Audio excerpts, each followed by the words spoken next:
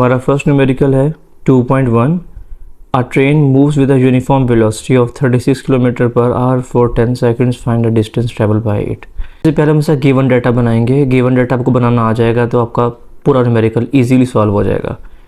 तो पहले अब हाईलाइट कर लें क्या क्या चीज़ आपके पास गिवन है। एक तो आपके पास वेलोसिटी गिवन है जिसको हम v बोलते हैं, ठीक है। आपके पास सेकंड्स में कोई चीज़ दी हुई है, वो टाइम है, स्मॉल t बोलेंगे इसको, और डिस्टेंस को हम लोग s बोलते हैं। गिवन डाटा, अब गिवन डाटा में क्या क्या चीज़ गिवन है वो देखें। वेलोसिटी लिखी हुई है 36 km/h। हम ये उतारेंगे वेलोसिटी, नाम लिख के इसकी शॉर्ट फॉर्म लिखेंगे और आगे लिखेंगे 36 km/h। और आपको पता है कि इसका ऐसा यूनिट नहीं है, हम इसका ऐसा यूनिट बनाएंगे। हमारे पास क्या होगा 36 के का, आपको पता है यूट्यूब पर भी के व्यूज़ होते हैं 1000 होते हैं, तो किलो का मतलब होता है 1000, तो हम के की जगह पे लगा देंगे 1000, ठीक है। और जो आर्स हैं, एक आर में कितने सेकंड होते हैं 3600। 20 से कट जाएंगे, 36 से कट जाएगा, तो यहाँ पे 10 बच जाएगा। आपने कहना है 10 ms-1। वेलोसिटी का यूनिट होता है मीटर पर सेकंड। अगर न्यूमेरिकल में km/h दिया होगा तो आपने उसको मीटर पर सेकंड में खुद चेंज करना है। सो मैंने कर दिया है। आप देखते हैं गिवन डाटा में हमारे पास और क्या चीज़ दी हुई है। टाइम दिया हुआ है 10 सेकंड्स का, हम वो लेंगे टाइम, उसकी शॉर्ट फॉर्म होगी स्मॉल t और है 10 सेकंड्स, ठीक है। अब नेक्स्ट हमारे पास है फाइंड द डिस्टेंस लिखा हुआ है। सो लिखेंगे डिस्टेंस, वो होता है s और वो हमें नहीं पता। सो हमने जो चीज़ गिवन थी और जो चीज़ पूछी गई थी वो सारी लिख दी है, ठीक है। अब सोल्यूशन लिखेंगे और लिखेंगे वी नो दैट। अब देखिए हमारे पास क्या चीज़ मौजूद है, s है, v है और t है। याद रख लें क्या है, s है, v है और t है। अब मैं आपको दिखाता हूँ। ये देखें s है, v है और t है, तो ये वाला फार्मूला जो है वो हमारा अभी यूज़ होगा, ठीक है। अब मैं इसको लिखूँगा और न्यूमेरिकल हम सॉल्व कर लेंगे। s = v cross t। Values put करें, s का नहीं पता, s आ जाएगा। v हमारे पास क्या है 10 लिखेंगे। t हमारे पास क्या है 10 लिखेंगे। ये जो ms-1 और s वगैरह ये अब आपने नहीं लिखना, सिर्फ आंसर के साथ लिखना है, बाकी उसका लिखने की ज़रूरत नहीं है। s = 10 × 10 100, और डिस्टेंस का यूनिट क्या होता है मीटर। यूनिट आपको याद करने हैं, इसके मार्क्स होते हैं। तो आपका फर्स्ट न्यूमेरिकल हो गया। ये था हमारे पास 2.1 न्यूमेरिकल। नेक्स्ट है 2.2। देखें a train start from rest. पहले वो चल नहीं रही थी, रेस्ट पर थी। इसका मतलब ये है कि जो वेलोसिटी इसकी पहले रही होगी, इनिशियल वेलोसिटी रही होगी, वो 0 रही होगी। अभी ट्रेन खड़ी है ना, चली नहीं, तो उसकी वेलोसिटी क्या होगी 0। हम आगे डिस्कस कर लेंगे इस बात को। It moves through 1 kilometre. ये किलोमीटर वाली बात क्या होती है, ये डिस्टेंस है यानी s है, ठीक है। और ये सेकंड्स में क्या होगा स्मॉल t, टाइम है, ठीक है। और एक्सेलरेशन हमारे पास a होगा, और हम लोग इसका वो स्पीड पूछ रहे हैं। स्पीड क्या होगी हमारे पास v, और दोबारा से ये टाइम दिया हुआ है t। तो हमारे पास ये s, a, v, t वगैरह ये कुछ चीज़ें हमारे पास मौजूद हैं। इसका हम बनाए गिवन डाटा, ठीक है। तो ये स्टार्ट करते हैं।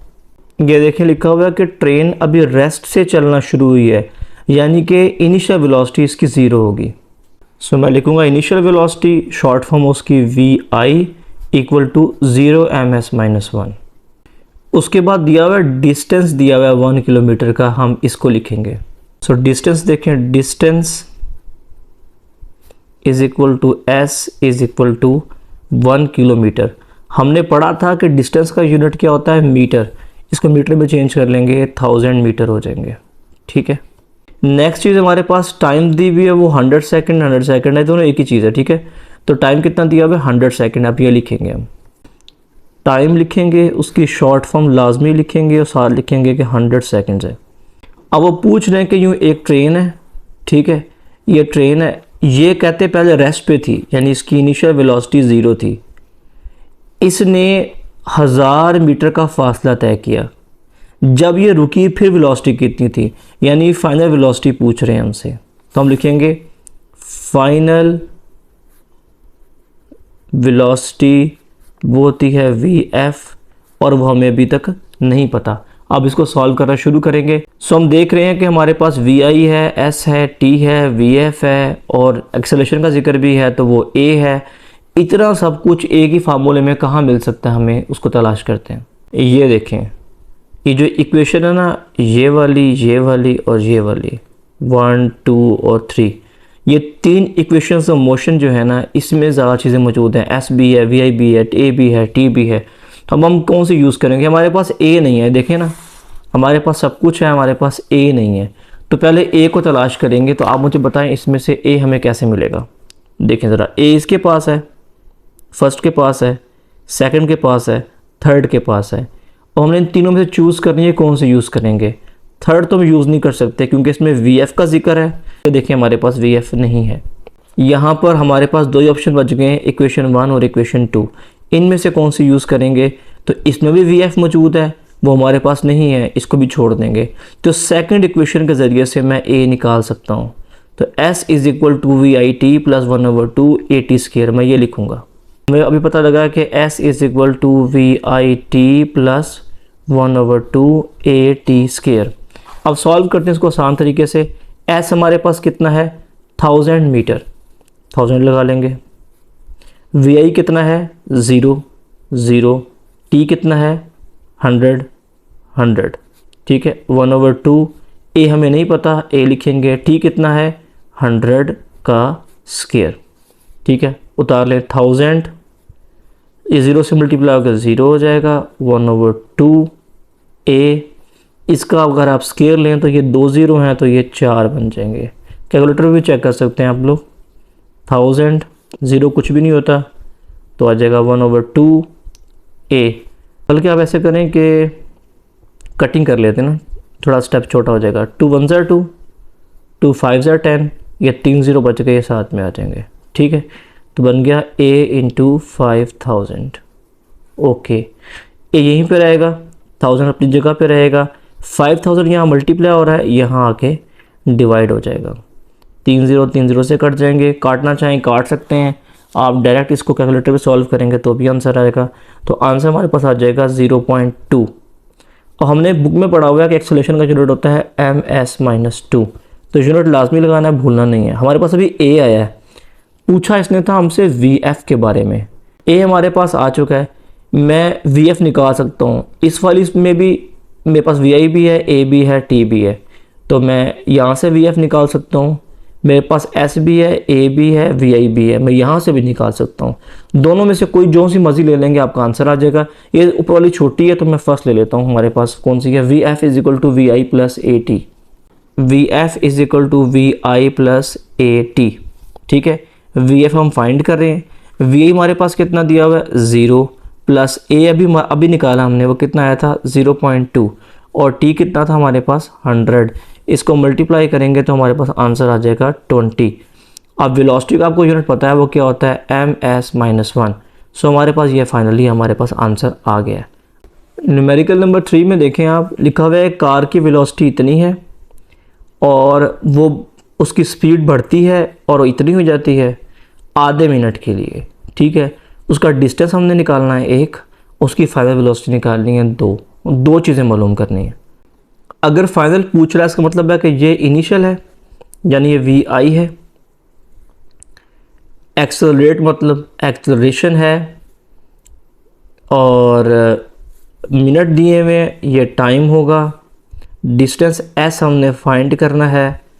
फाइनल वेलोसिटी होती है VF, ये भी हमने फाइंड करनी है। सो ये हमारे पास गिवन डाटा है, इसको फ़ौरन से उतार लेते हैं स्टेप बाय स्टेप। सबसे पहले है इनिशियल वेलोसिटी। लिखें इनिशियल वेलोसिटी, वो है VI, कितनी दी हुई है? 10 ms-1, 10 ms-1। फिर दिया हुआ है एक्सेलरेशन। लिखें एक्सेलरेशन, उसकी शॉर्ट फॉर्म क्या है? A और 0.2 ms-2। फिर दिया हुआ टाइम, ठीक है। टाइम होगा स्मॉल टी, वो दिया हुआ है हाफ मिनट। हमें मिनट में नहीं चाहिए होता, हमें चाहिए सेकंड्स में। हम लिखेंगे हाफ मिनट में कितने सेकंड्स होते हैं, 30 सेकंड्स।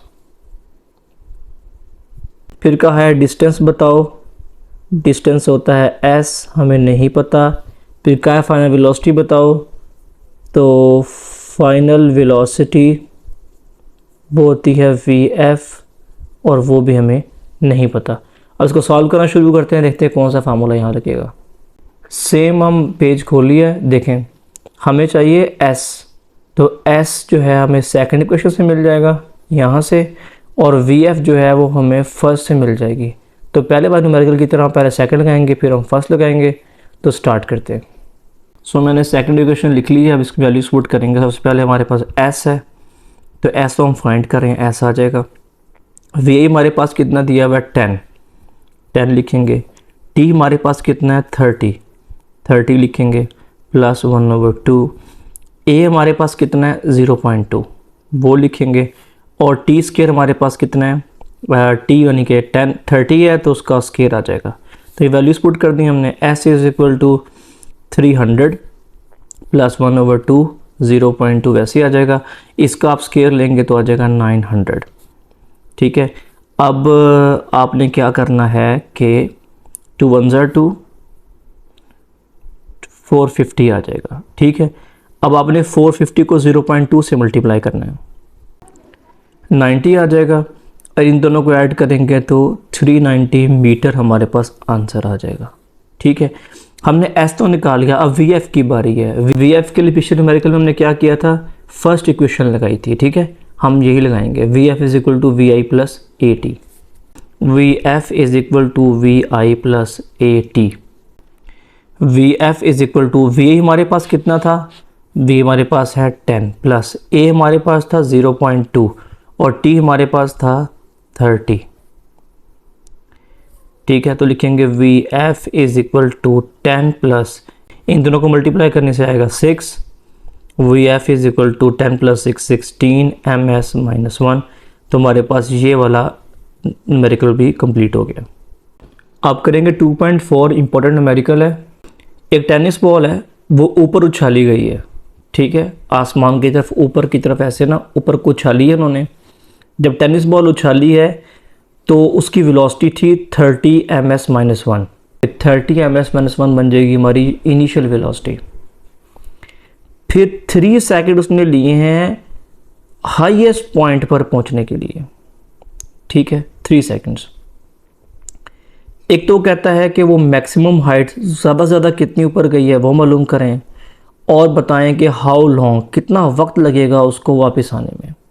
ठीक है, ये चीज़ें मालूम करनी है। अगर हम बात करें तो ये हमारे पास वी आई है, इनिशियल वेलोसिटी है, और ये हमारे पास टी है। ये टी वो है जो ऊपर, बॉल को ऊपर जाने में लगा है।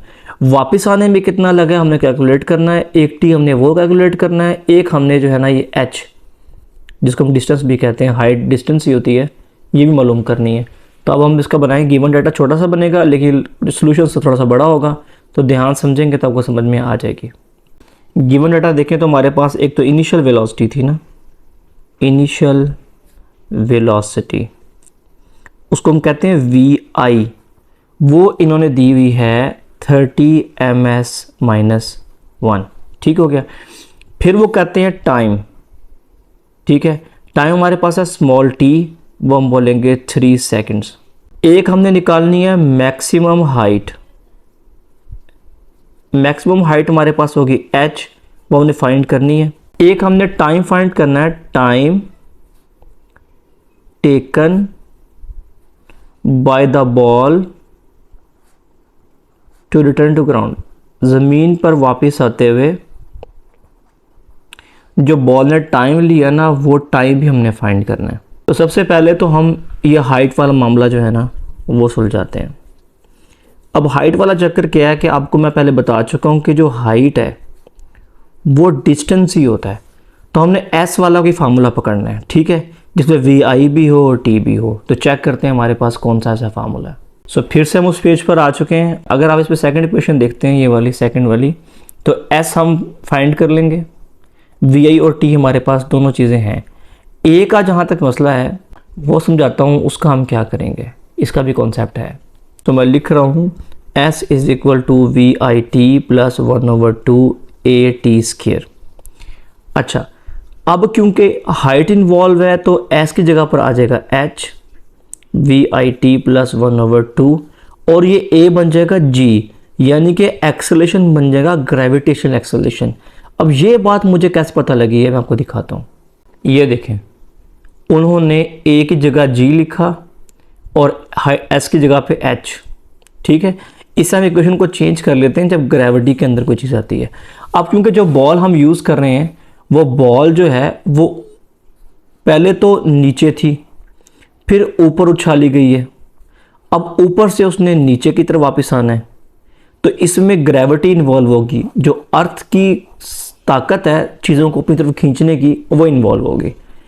अभी फ़िलहाल हमारी जो बॉल है वो ऊपर जा रही है, ठीक है।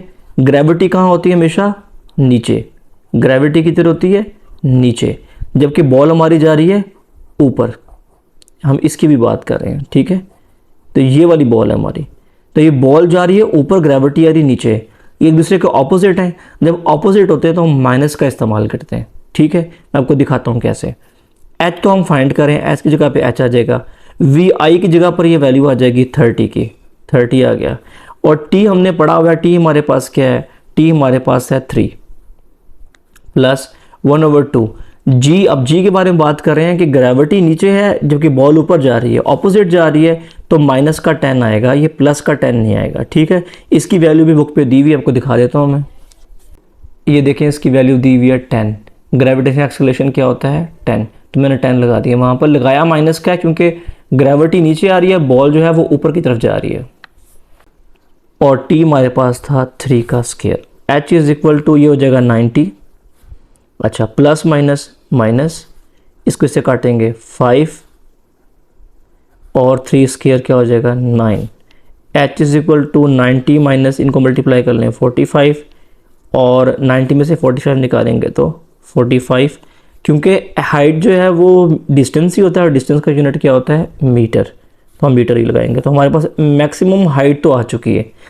अब हमने ये टाइम डिस्कस करना है कि टाइम कैसे निकलेगा, कि जब बॉल वापस आ रही है, बॉल जो वापस आ रही थी तो कितना टाइम ले रही थी। दोबारा मैंने सेम इक्वेशन उतार ली है, ये जो लिखी हुई थी ना, यही दोबारा मैंने उतार ली है। सो वैल्यूज पुट करते हैं। एच हमारे पास आ गया 45, यहाँ से देख के लगाया। इनिशियल वेलोसिटी क्या है? अब देखो, ये बॉल जो है अभी वापसी की रास्ता पकड़ रही है, हमारी अर्थ है, ठीक है। बॉल वापसी की तरफ आ रही है। अब आपको पता है जब कोई चीज़ ऊपर फेंकी जाती है तो वो हाइट पर जाकर एक पल के लिए रुकती है और फिर नीचे आती है, ठीक है। अभी स्टोरी शुरू हो रही है, वो नीचे आना शुरू हुई, यानी नीचे आने से पहले वो रुकी हुई थी ना। अब वो रुकी हुई थी तो उसकी इनिशियल वेलोसिटी क्या हो जाएगी? 0। टी हमें नहीं पता, वापस आने का टाइम नहीं पता। न्यूमेरिकल गिवन डाटा में जो टी लिखा हुआ है वो ऊपर जाने का टाइम था, वापसी का नहीं लिखा हुआ, तो वापसी वाला हमारे पास टी रहेगा। ये हम फाइंड करें, हमें नहीं पता। प्लस 1/2, और मैंने पहले बताया कि जी जो है वो नीचे की तरफ होता है। अब बॉल भी नीचे को है, जी भी नीचे को है, दोनों की डायरेक्शन सेम है। इसका मतलब है कि 10 पॉजिटिव ही रहेगा, नेगेटिव नहीं होगा। और टी स्क्वायर हमें नहीं पता, तो 45, 0 को टी से मल्टीप्लाई करेंगे 0 प्लस 1/2, ये कैंसिल कर देते हैं। 2 1 2, 2 5 10, तो बजाय 1/2 के हम लिख देते हैं 5t², ठीक है। अब देखें, ये 5 यहाँ मल्टीप्लाई हो रहा है तो 45 से आके वो डिवाइड हो जाएगा, t²। ओके, इसे काटेंगे, 5 9 45, तो t² इक्वल टू 9। इधर भी अंडर रूट लेंगे, इधर भी अंडर रूट लेंगे, ये स्क्वायर अंडर रूट से कट जाएगा, इसका अंडर रूट कैलकुलेटर पे लेंगे तो 3 आ जाएगा। तो हमारे पास t है। टी का आंसर आ गया, हम सेकंड्स लगा लेंगे। ओके, अभी ये एक्चुअल आंसर नहीं आया, बात हो रही थी कि बॉल ने वापस आने में कितना वक्त लिया। जब वापस आने के वक्त की बात कर रहे हैं तो ऊपर जाने का वक्त भी शामिल है, वापस आने का वक्त भी शामिल है, दोनों वक्त शामिल है, ठीक है। तो आपने कहना है टोटल टाइम, टोटल टाइम कितना है। आपने कहना है कि ऊपर जाने का टाइम कितना था। ये देखें, ऊपर जाने का टाइम था 3 सेकेंड्स, तो लिखें 3, प्लस वापस आने कितना था 3, वो लिखें 3, तो 6 सेकेंड्स का टाइम बनता है टोटल। जो कि बॉल को वापस आने में लगा। तो इस न्यूमेरिकल की अगर आपको समझ में ना आए, कोई कन्फ्यूजन हो, दोबारा से देख लें, इसको रिपीट करके देखें, इंशाल्लाह समझ में आ जाएगी। और ये बहुत इंपॉर्टेंट न्यूमेरिकल है, बहुत ध्यान से सब बच्चों ने इसको तैयार करना है।